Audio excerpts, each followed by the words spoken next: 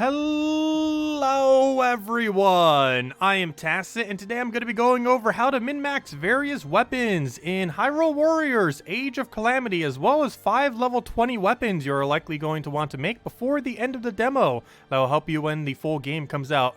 Let's start off just some basic info first as far as how weapon upgrading works. So every single weapon has a different base value. As it currently stands in the demo, the main base values you are looking for are 18 or 17 for Link, 18 or 17 for Impa, and 12 for Zelda, as those seem to be about the highest. There are rare occasions where you can get higher off these little plus modifiers that exist. However, they're not really that farmable within the demo, so not really too much of a need to worry about them until the full game comes out.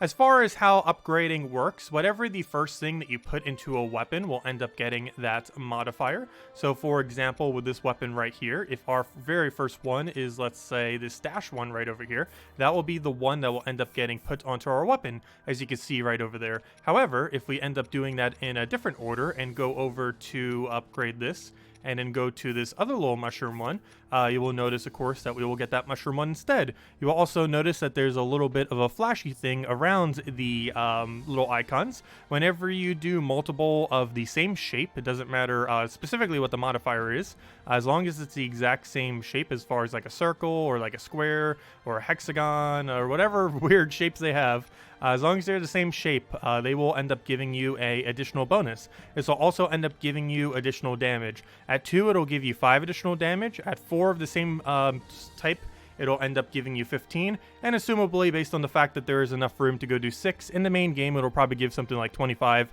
or 30 additional damage when you end up getting all 6 of a similar shape. This is definitely advised for every single build to have all of the exact same shape for every single weapon, as this will maximize the amount of effect that you would be able to get out of the weapon. So we might as well just combine this together, and as you'll see, we'll basically have this club, and we'll end up having the double little mushroom thing, which will help us farm, if we wanted to with that weapon, various material drop rates from stages, which currently there's only 2 stages where you can even get that from. But that's basically all of the basics with that. As far as the 5 main weapons you want to craft before the end of this demo, I'll do it in order of absolute strongest to the one that's just kind of average. But let's start with the very, very strongest first. It is by far the strongest weapon type in the game, and the one that you 100% should go craft one on every single one of your characters and pretty much keep it on them forever, as it is so broken compared to pretty much every other combination, and it is damage per 100 KOs. This is exceedingly strong. A game like this is meant to kill like hundreds upon hundreds of enemies every single time you go into a stage, and the fact that this thing scales so heavily based on that amount of damage is pretty absurd. I wouldn't even be surprised if this gets nerfed before launch. If it doesn't, this could pretty much carry through the entire game, just running damage per 100 KOs. There's even a better modification of this. This one is a base 2% that goes up to 3% when upgraded, and the plus version is likely a base 4% that moves to 5%. This hasn't been confirmed, but is very likely to be the case. So having something like 6.5% for 30% additional damage per 100 KOs is going to be broken beyond belief. This one already is. So definitely highly, highly, highly advise getting one of these for every single one of your characters. If you are to get any level 20 weapon, it is damage per 100 KOs, and you ideally want to find a base 18-17 for Link, 18-17 for Impa. This one's specifically 17, which is why I chose this 51 instead of 52. I just couldn't find an 18, wasn't patient enough. And for Zelda, you want to find a 12, which brings it to a 46 in that instance. So yes, 100% you want to get this weapon. The next best weapon you want to get is actually a bit of a weird one, and that is this right over here. You might be looking at the perks right there and to see it's just a weird mix match of everything. However, that's not the reason why we have it. The reason is the very, very first perk. So Fusion Material EXP. This is by far the most broken thing, at least in the demo, for carrying over into the main game. The main reason for this is many of these weapons, including this KO weapon, you are likely to trash, because since every single weapon only carries over its first perk, in this case if we were to go combine this into a different weapon, it would only give us 1 single damage per 100 KOs. But given that there's a plus variant of all of these perks, as we already have been confirmed by many instances in the game where it kind of shows it, it's not really that farmable currently, but it will obviously in the main game.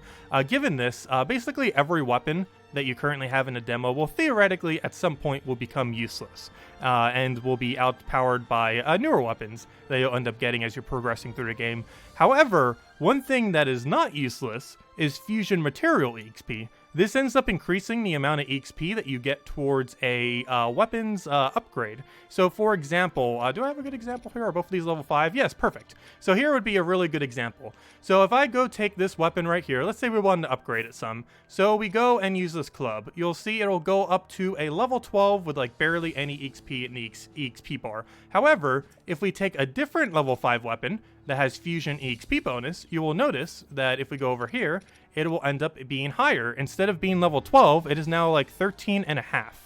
Because the extra 150% that it got from the Fusion EXP thing. You can make this go even higher by putting any circle with it. Doesn't matter what circle, just make sure you have at least one circle, and it will increase the 150% up to a 165%.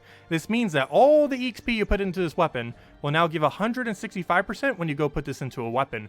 Once the level 20 cap is raised, once the full version of the game comes into the game, you can end up going and using these on good weapons that you end up getting, and it will immediately buff it up. One other really good thing about Fusion Material EXP weapons is if you notice right over here, we have 2 little modifiers, and you noticed before when we ended up using a modifier at level 5, 10, and 20, they end up getting additional modifier. However, what you can end up doing is if we, let's say we want to go upgrade this weapon, but we don't have any more battle-specific material drop rate, but we want to go make this a pure weapon related to that, what you can do is use one of these forge weapons, and as you can see, it now has a plus in both of those locations. Whenever you use a material forge EXP item onto a different weapon, any levels that it gains for any of the modifiers that would have gained will all go to pluses. Basically how a plus works is whenever you go and put a perk over top of it, it'll then just gain that next perk. So I actually don't have any spares to really go show it with right now, but I guess we don't need this useless weapon. So for example, this weapon's useless. Let's say we don't need it anymore. It's become completely useless.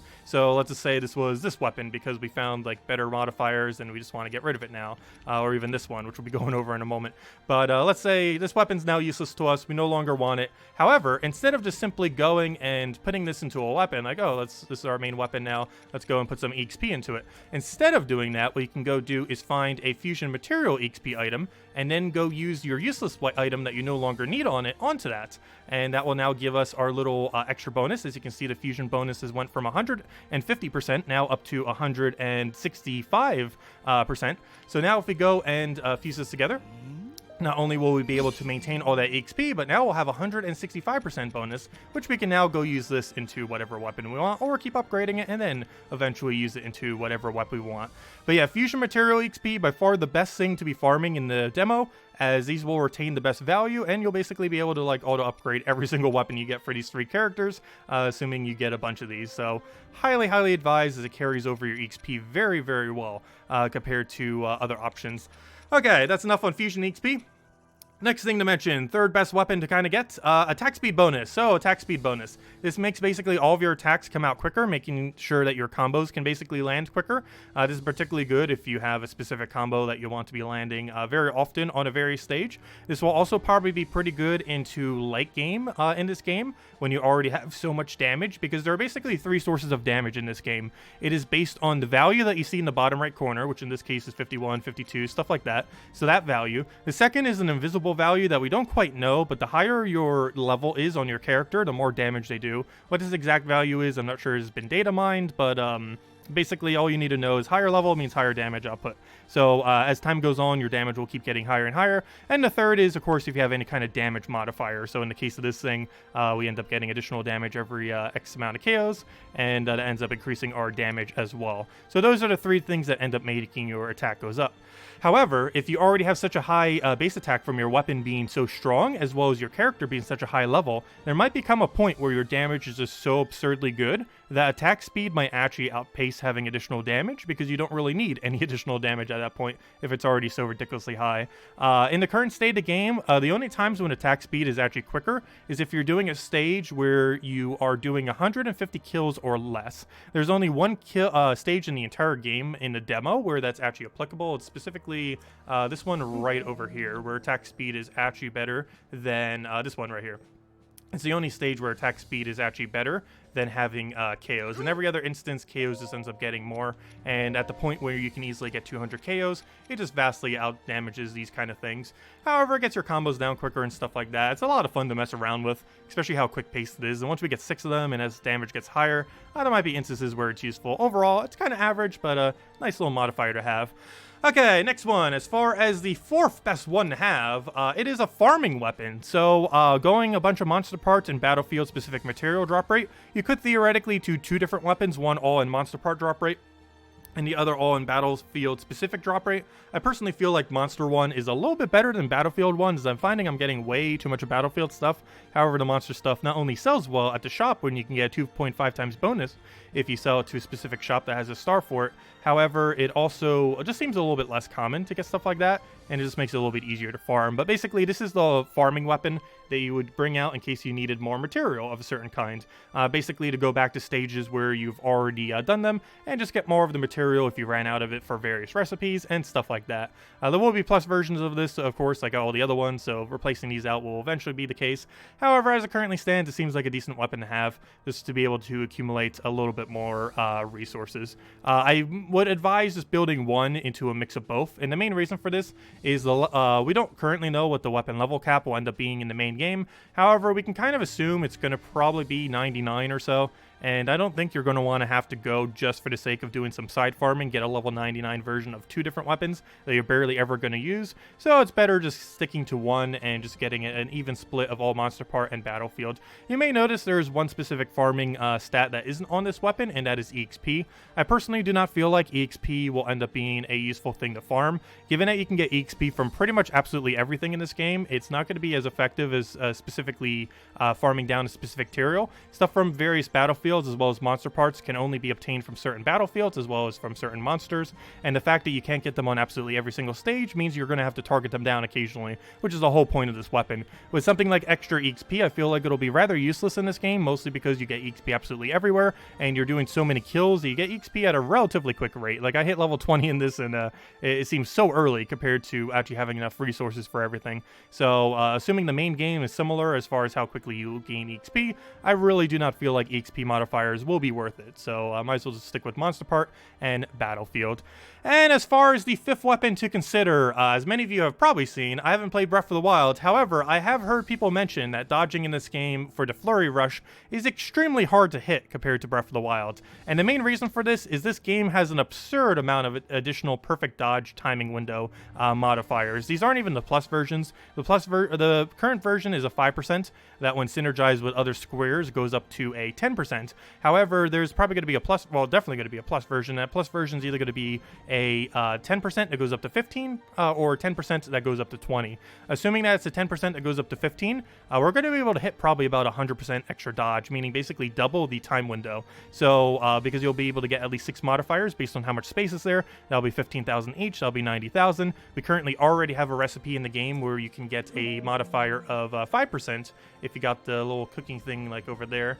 And if you go to that in any stage, you can already hit that extra 5%. There's likely going to be a food that does at least 10%. So with that in mind, yeah, it is going to very likely that you can actually hit 100% additional dodge, basically double the chance. So this is a pretty strong offensive option. Oddly enough, it's not actually defensive at all, in the sense that you're going to dodge regardless if you're doing the dodge command. However, if you do it at the right time, you obviously get a counter attack, which ends up dealing for a lot of damage. It pretty much breaks your shield, and is overall pretty good.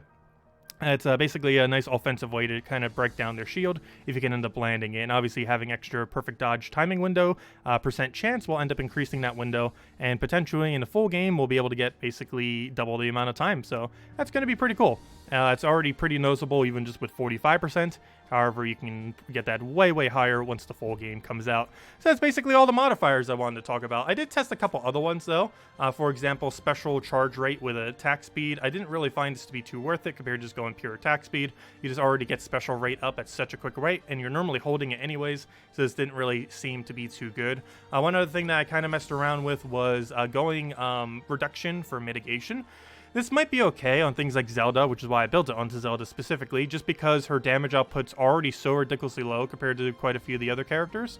So the fact that you could just kind of have some damage reduction on her could maybe be okay. This will obviously go pretty high, especially if it stacks fully, because you'll probably get a modifier on it at some point, which will have a plus version, which will be about 6% or so. And if you had 6 of those for 36% total, that's basically a 1/3 reduction. Any instance where that would actually be good, I don't really feel so, because you can normally just dodge attacks and just make sure you don't get hit. So it might be okay if you're going through like a stage for the first time and you kind of need like a safety option to make sure you don't get completely obliterated on very hard mode. However, overall, it just didn't seem worth it. In most instances, you'd probably be better off with perfect dodge timing. I tested them both on her and it just seems stronger going with perfect dodge overall. The mitigation very, very rarely makes much of an impact. And overall, with how many hearts are currently in the game, it only really saves you like 1 heart or so, which is very not noticeable when very hard's hitting you for like 3 or something like that if they ever end up getting a hit. But yeah, make sure to go build that damage per 100 KOs weapon. We'll be covering more content soon, as well as how to farm up all these weapons to even begin with, and go from there. But anyways, guys, feel free to leave a like on the video. Helps out a lot. Feel free to subscribe, as we'll be covering content on this game going into the future, and we'll be streaming it a bunch when it ends up releasing to the full version. Best of luck grinding in Age of Calamity, and I will catch you guys later. Goodbye, everyone, and thanks for watching.